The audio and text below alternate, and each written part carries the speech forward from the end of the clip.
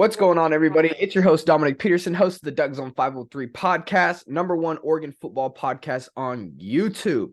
Whether you're a first-time listener, long-time listener, I kindly ask that you guys like and subscribe and always share these videos. But most importantly, I know that helps with the algorithm, but most importantly, word of mouth, guys. Telling your friends and family about the #1 Oregon football podcast on YouTube, the Doug Zone 503 podcast. Let them know, people.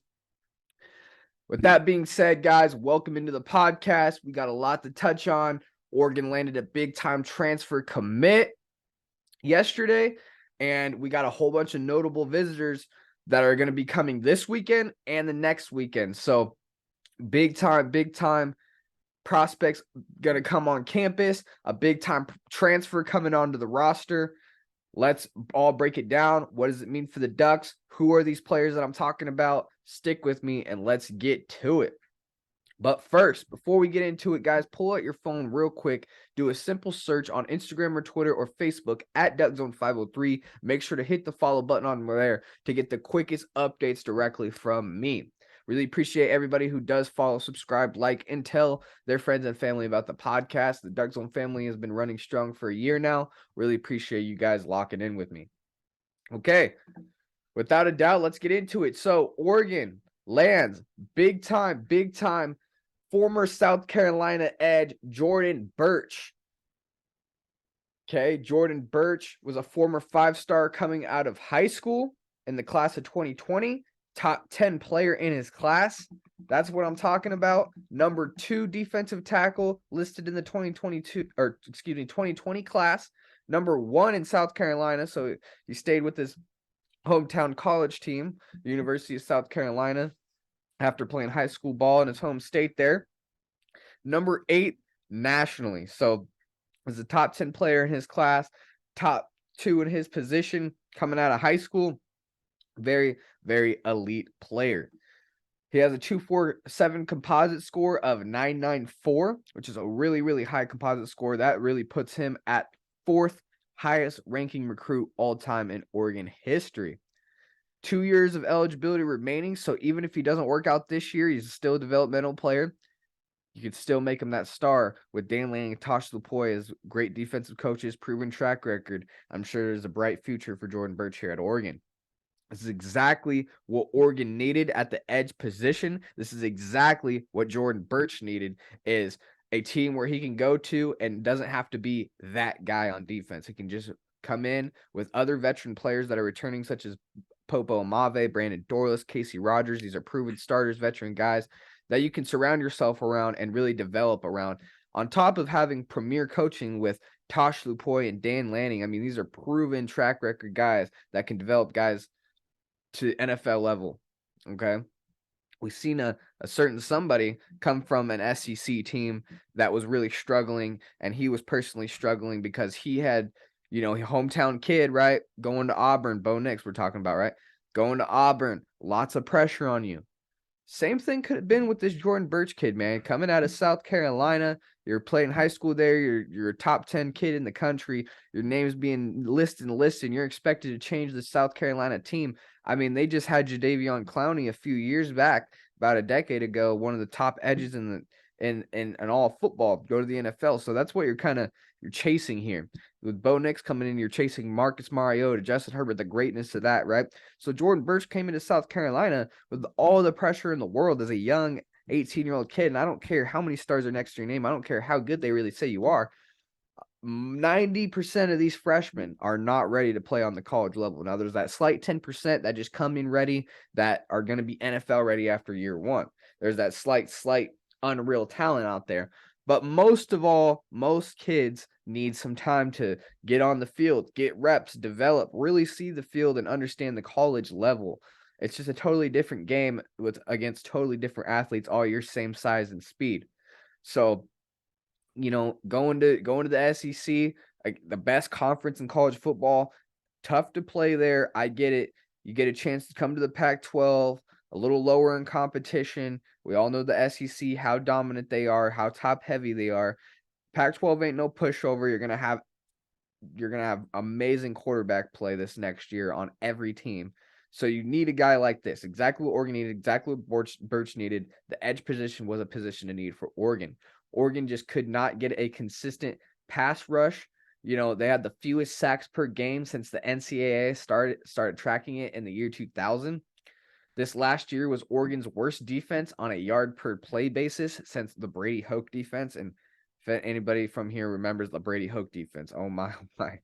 So on track, really digress on the defense. I mean, 2019, the defense went from top in the nation to where we are now. So bad pass rush usually equals a bad pass defense. You allow a quarterback to sit there and throw all day and dissect your defense against really good quarterbacks in the Pac-12 at that. It's not going to be good for you. So replacing a guy like DJ Johnson, who's Oregon's leading pass rusher with 6 sacks this last season, Burch will be that replacement. Both of those guys are around the same size, around 6'5" and 6'6.5". Similar play style as well. Long, athletic players and can create absolute havoc on the edge. Now, to me, Burch is a little bit of an upgrade. You know, this looks like a promising upgrade. You also get 2 years with Burch to develop him. He's just an elite prospect, Jordan Burch is. I mean, DJ Johnson was good, but he was not no top 10 pick out of high school, right? You know, Dorless, like I said, you surround yourself with Dorless, Popo, Casey Rogers, all veteran guys that return. You're gonna be able to develop him really well. Now, Oregon is bringing in a lot of guys up front, a lot of new guys up front. It was pretty much an overhaul since the season ended. Up front, you bring in Jordan Burch, you bring in a guy like Justin Jacobs up front from Iowa. You got Mateo Ugalagale at the prep level, who's another 5-star. 6 prep recruits total coming out of high school. So whole bunch of talent influx coming in. Probably has to do with the lack of pass rush and then what the Beavers did to the Ducks. I mean, it was just kind of bad. You know, you had Washington passing all over you. You had the Beavers running all over you. You didn't really have a strong part of your defense. So this is a total overhaul by Dan Lanning. He's getting his guys that he needs for his system. And that works. You got to remember, these guys came from Mario Cristobal recruiting classes. The majority of these guys on this last year's Oregon team. Well, what we're seeing is with the transfer portal and, you know, recruits. Excuse me, guys. Sorry, my computer, my video camera might do that sometimes where it kind of just like glitches out. Might have to deal with that every so often while I'm talking. Just bear with me, guys, as I work through that. I'm sorry for my technical difficulties here. Anyways, guys, appreciate you guys hanging in here. So South Carolina's fans' reaction, I kind of, every time a player transfers, I want to go ahead and get the other side, the other side of that fan base, and what are they saying? So basically the gist that I got from South Carolina fans is that Burch didn't perform the way they thought he would coming out of high school, especially at a top 10 recruit. They just really felt that there wasn't enough production there. I mean, if you want to get a classic example of how we feel about a certain player in Justin Flo, right? High recruit coming out of high school, lots and lots of potential, but never really put it on the field. In Flo's case, it kind of came to injuries. Burch is a little different. But still, even when Flo seen the field, there wasn't that production that we wanted to see from a high-end 5-star, right? That we thought we would see. Well, I go ahead and look back at the numbers. Haven't really looked at any film yet, but Burch finished with 60 tackles, 7.5 tackles for loss, and 3 sacks. Now, I get it. I know that's not eye-popping production. That's not top NFL production. That's not what you expect from a top 5, top 5 in his position coming out of high school, especially in year 3. I think this is his coming into. So you really want to see him develop here. In 34 games, he had 105 tackles, 12.5 tackles for loss, 4.5 sacks, 4 interceptions, 5 pass breakups, and an interception return for a touchdown in 34 career games. He's got career games under his belt. He just needs to, not be that guy, I feel like. Not have to be that star and just really evolve here in Dan Lanning's defense, kind of slow down the game for him. I feel like if Dan Lanning and Tosh LaPoy can develop him right, he will be a huge playmaker for the Ducks this season. No doubt you'll be hearing this guy's name on the field for maybe the next 2 years.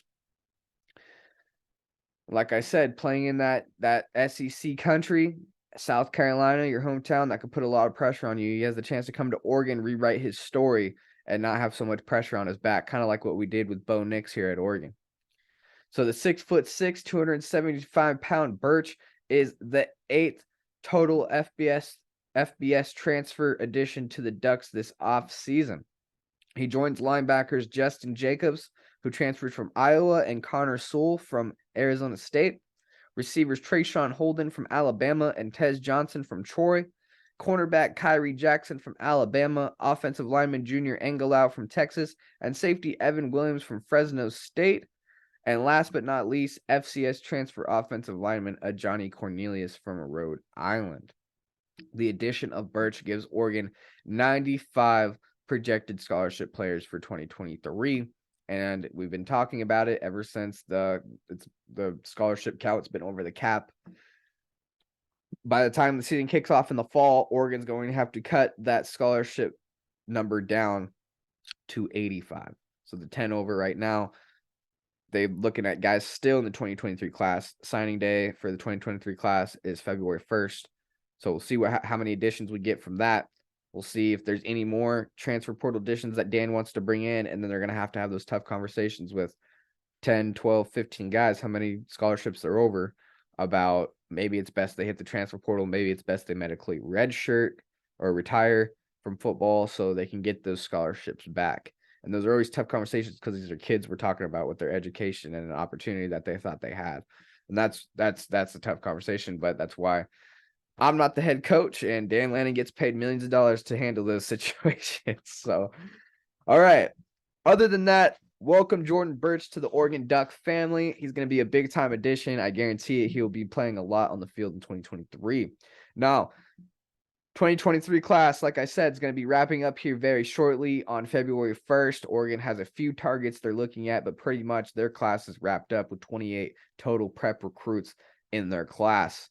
Time to start getting locked on the 2024 class, looking at those recruits, getting them on campus, and getting that process started as early as possible, right? So Oregon has set up recruiting visits for the weekends of January 13th through January 15th, then the next weekend of January 20th through January 22nd. So these next 2 weekends are going to be big for recruiting. Let's just start. I'm going to go ahead and list out a few notable visitors. This isn't the whole list. If you guys want the whole list, as I said, go ahead and go to @DuckZone503. My social medias on Instagram, Twitter, and Facebook. I always keep you guys updated with every visitor, every offer. Really got to lock in with me on there. Appreciate you guys. Anyways, let's go ahead and start with January 13th. So we got Cameron Jones, a 3-star running back, 2024 class. He'll go ahead and visit from January 13th to the 15th. Jones is 6'2", 220 pounds, listed as the number 29th running back in the 2024 class, number 34 player in California. By the way, when I go through this list and I list rankings, all these rankings are coming from the 247 composite rankings on 247sports.com. All right, another visitor we got on the January 13th weekend is Braden Platt, a 4-star linebacker in the 2024 class. Platt is 6'2", 240 pounds, listed as the number 22 linebacker in the 2024 class, number 4 player in Washington, and number 275th player overall. So a top 300 player in the nation there. And then, hold on, as I forgot, I had a Williams Narini is going to be another guy that I got to pull up here, and I accidentally, here we go. Okay, so continuing on the weekend of January 13th, we got a big time. This is big right here. Jason Brown, 4-star running back, 2024 class, pretty much locked in to be a 5-star running back. Brown is 5'10", 194 pounds, listed as a number 3 running back in the 2024 class, number 1 player in all of Washington. As you know, in the 2021 class, Dan Lanning was able to bring in Josh Connolly, number 1 player from Washington. We almost flipped Caleb Presley, number 1 player from Washington this last class. But eventually he goes to his hometown school. Maybe we'll see if Brown will come to the Ducks. I expect that to be a Washington, Oregon, Northwest battle in his recruitment, and a lot of Southern schools trying to get in there, I bet you.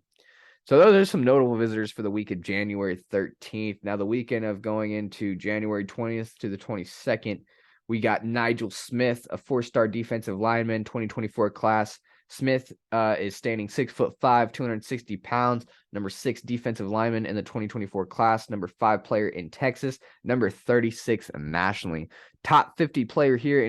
Anytime you're able to get a top 50 player on campus, top 100, top 200, even 250 player. I mean, it's big time, especially to get these guys on early, getting comfortable. And maybe even get an early commitment in the early process maybe by the time summer comes around, right? So Smith, big time, top 10 in his position, defensive line. He's gonna see what Oregon's building here in Dan Lanning. That's big time. Now, Michael Van Buren, 4-star quarterback, 2024 class. Van Buren is 5'11" and a half, 185 pounds. Kind of small at the quarterback position there. Not really the size you want to see if you're looking for an NFL type quarterback, but I mean, nevertheless, haven't even watched this guy's tape. It'll be interesting to watch this guy. Van Buren is the number 8 quarterback in the 2024 class, top 10 in quarterback in the class. We just landed Austin Novostad, another top 10 quarterback in this last class. If Oregon's able to get Van Buren on campus and start recruiting him, that's another top 10 quarterback in another class. Number 3 player in Maryland is Van Buren, and number 103 nationally.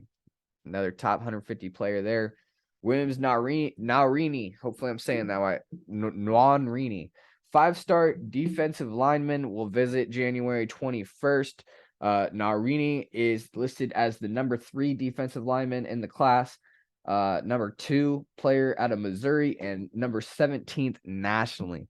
So you get Williams Naurini, you get Nigel Smith on campus together.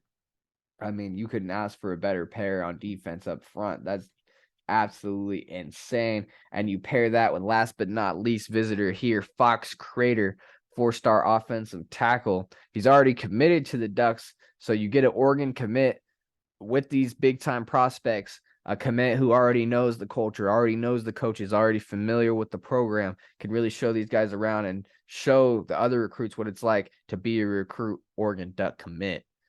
Fox Crater, 4-star offensive tackle. Crater's 6'6", 275 pounds, listed as the number 25 offensive tackle in 2024 class, top 25 in his position. Number 7 player in Washington, so another Washington kid, and number 364th nationally. So big time get for the Ducks early on to start this class momentum. There's a few guys committed already. I can't really quote everybody right now because I don't have it written down, but if you guys want to go see that, just head to 247 Sports. Anyways, guys, never the doubt, it's really important to get this 2024 class going, as the 2023 class will wrap up February 1st. Jordan Burch, welcome. Congrats on being a Duck. Man, it's going to be a big time year for you. Welcome, man. As always, guys, I'm your host, Dominic Peterson, host of the Ducks on 503 podcast. Kindly ask that you like, subscribe, share the video, and most importantly, like I said, guys, word of mouth is the way podcasts grow the most. You guys can like and subscribe. That helps the algorithm. I get it. But word of mouth, telling your friends and family about this Oregon Duck podcast is really what helps me. Anyways, really appreciate you guys. As always, this is Dominic Peterson checking out. I'll see you guys in the next one. As always, go Ducks.